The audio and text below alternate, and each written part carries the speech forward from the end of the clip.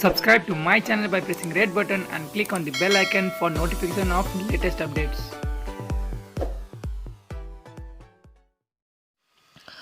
भारतले लिपुलेकमा नेपाली भूमि अतिक्रमण गर्दै मानव सरोवर जाने बाटो बनाएको विरोधमा माइती घरमा प्रदर्शन भएको छ।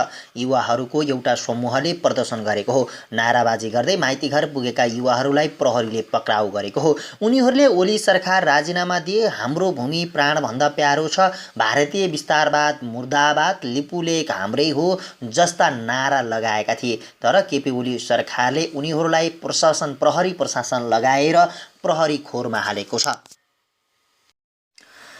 भारतले नेपाली भूमि लिपुलेकमा सडक बनाएको विरोधमा विद्यार्थीहरूले भारतीय दूतावास अगाडि प्रदर्शन गरेका थिए। शनिबार विद्यार्थीहरूले काठमाडौँ स्थित भारतीय दूतावास अगाडि लैनचौरमा प्लेकार्ड सहित प्रदर्शन गरेका हुन्। त्यस क्रममा केही विद्यार्थीहरूलाई प्रहरीले पक्राउ गरेको हो। सत्तारूढ नेकपा निकट अनेरा सोभिका नेता सुदेश पराजुली, केन्द्रीय सदस्यहरू यसो लामा, महेश श्रेष्ठ, अशोक थापा, मेघनाथ चापागाई लगायतका 2 दर्जन विद्यार्थीलाई प्रहरीले पक्राउ गरेको अनेरा सोभिले जनाएको छ। भारतको पिथौरागढ जिल्लाको गर्भधारबाट सुरु भई नेपालको कालापानी लिपुलेक हुँदै चीनको मानसरोवर जोड्ने गरी भारतले निर्माण गरेको सडकले नेपाल भारतबीच फेरि सीमा विवाद चर्काएको छ।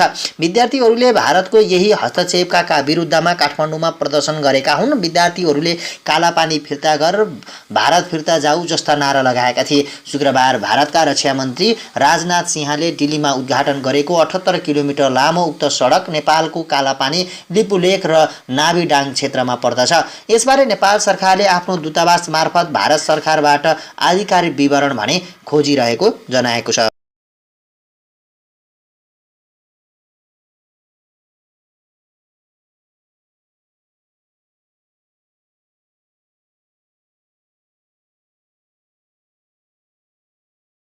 बैठकमा पार्टी नेतृत्व र सरकारका गतिविधिबारे आफ्ना धारणा राख्न नपाएपछि सत्तारूढ नेकपाका सांसदहरूले अब सदनमै सरकारको चर्को आलोचना गर्ने तयारी गरेका छन्। सरकारको कार्यशैलीप्रति असन्तुष्ट सांसदहरूले संसदको बजेट अधिवेशनमै सरकारको गलत कामको जवाफ माग गर्ने तयारी गरेको एक सांसदले बताएका छन्। नेकपाका स्थायी समिति सदस्य तथा सांसदका अनुसार अध्यक्ष पुष्पकमल दाहाल प्रचण्ड र वरिष्ठ नेता झलनाथ खनाल तथा माधव कुमार नेपाल खेमामा रहेका सांसदले सदनमा सशक्त ढङ्गले प्रस्तुत हुने विषयमा छलफल गरिरहेका छन्। प्रधानमन्त्री केपी शर्मा ओलीले वैशाख 8 मा दल विभाजन खुकुलो पार्ने र संवैधानिक परिषद सम्बन्धी 2 वटा अध्यादेश ल्याएपछि त्यसले पार्टीको छविमा गम्भीर क्षति पुगेको भन्दै वैशाख 10 मा अध्यक्ष द्वयलाई स्थायी समितिको बैठक माग गरेर पार्टीका 20 जना स्थायी समिति सदस्यले हस्ताक्षर बुझाएका थिए। नेकपाको वैशाख 20 मा बसेको सचिवालय बैठकले वैशाख 25 मा स्थायी समितिको बैठक गर्ने मिति तोकेको थियो। तर अध्यक्ष तथा प्रधानमन्त्री ओलीको अनिच्छाका कारण तोकिएको मिति बैठक नबसे स्थगित गरियो। पार्टीको विषयमा पार्टीकै कमिटीमा छलफल गर्नुपर्ने हो, तर बैठक नै स्थगित गरियो। ती नेताले भने अब सदनमै हाम्रा कुरा राख्छौं, कसरी जाने भनेर छलफल गर्छौं। शुक्रबारदेखि संसदको बजेट अधिवेशन सुरु भएको छ। संसद अधिवेशनमा सरकारको आलोचना नगर्न र विभिन्न विषयमा धारणा राख्दा नेकपाका सांसदहरू बीचको एकरूपता राख्न प्रधानमन्त्री केपी शर्मा ओलीले सबै सांसदहरूलाई निर्देशन दिएका छन्। नेकपाका 174 जना सांसद रहेका छन्। शुक्रबार प्रधानमन्त्री ओलीले सबैलाई सरकारको विषयमा अनावश्यक टीका टिप्पणी नगर्न निर्देशन दिएको नेकपा सचेतक शान्ता चौधरीले बताइन्। कोरोनाको संक्रमण हुन नदिन गरिएको लकडाउन र भौतिक दूरी कायम गर्नुपर्ने भएकाले बर्खे अधिवेशन अघि संसदीय दलको बैठक बस्न सम्भव भएन, चौधरीले भनिन्। सांसदहरूले संसदको के विषय बोल्ने, विवादित विषयहरूमा कुरा उठ्नु भएन, सबैमा एकरूपता देखिनु पर्यो भनेर प्रधानमन्त्री ओलीले निर्देशन दिनुभएको हो। सांसदहरू विवादित विषयमा बोल्ने अवस्था देखिए पार्टीले व्हिप जारी गर्ने समेत तयारी गरेको उनले जानकारी दिन्। अवस्था हेरेर अध्यक्षले निर्णय गर्नुहुन्छ। संसदीय दलका उपनेता सुवास नेवाङ सँग संयोजक गरेर व्हिप बारे निर्णय हुन सक्छ।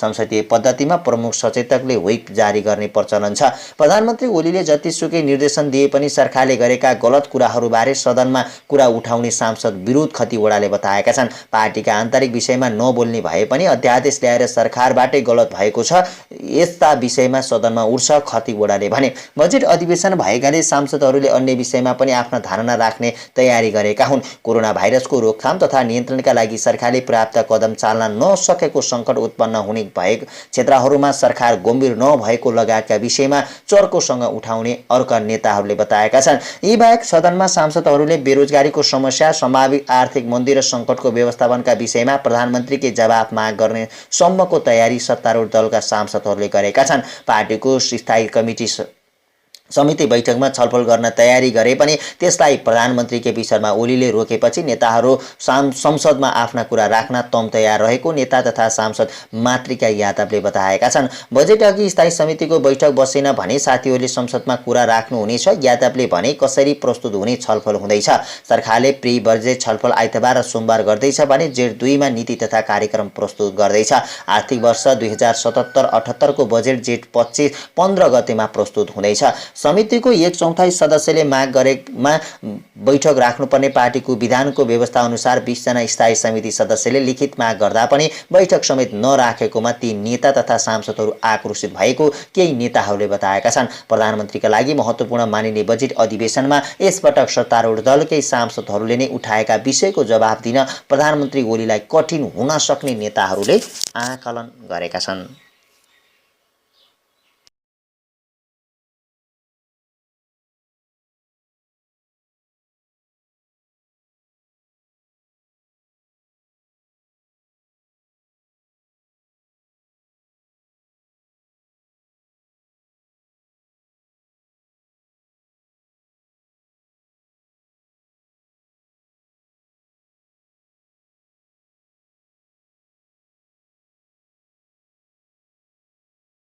Subscribe to my channel by pressing red button and click on the bell icon for notification of latest updates.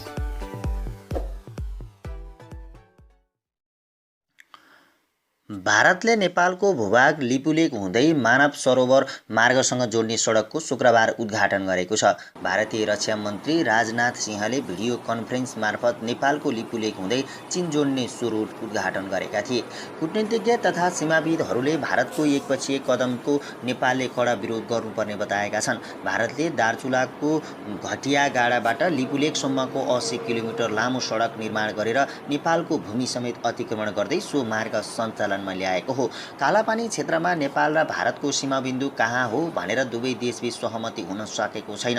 त्यस्तो स्थानमा एकपक्षीय रूपमा यथास्थितिमा कुनै प्रकारको परिवर्तन हुने गरी कुनै पनि पक्षले केही काम गर्नु हुँदैन। पूर्व परराष्ट्र सचिव मधुर मरण आचार्यले भने भारतले गरेको यो कामको तत्काल नेपाल सरकारले लिखित रूपमै विरोध गर्नुपर्छ। गत कार्तिकमा नै भारतले नेपालको कालापानी सहितको क्षेत्रलाई समावेश गरेर नक्सा जारी गरेको थियो। त्यसपछि कूटनीतिक नोट पठाउँदै नेपालले त्यसको विरोध गरे पनि यस विषयमा दिल्लीसँग काठमाडौँले वार्ता गर्न सकेको पनि छैन। नेपालले सीमा सम्बन्धी विवाद समाधान गर्न भारतलाई सचिव स्तरीय वार्ताको प्रस्ताव गरे पनि भारतले त्यसप्रति तत्परता देखाएको छैन र अहिले आएर त्यस क्षेत्रमा सडक नै सञ्चालनमा ल्याएर झन बल मिचाइ गरेको छ। वार्ताको माध्यमबाट सीमा समस्याको समाधान खोज्ने बताउँदै आएको दिल्लीले वार्ता गर्ने काठमाडौँको प्रस्तावलाई बारम्बार बेवास्ता गर्दै अतिक्रमणलाई थप प्रयास गर्दै आएको छ।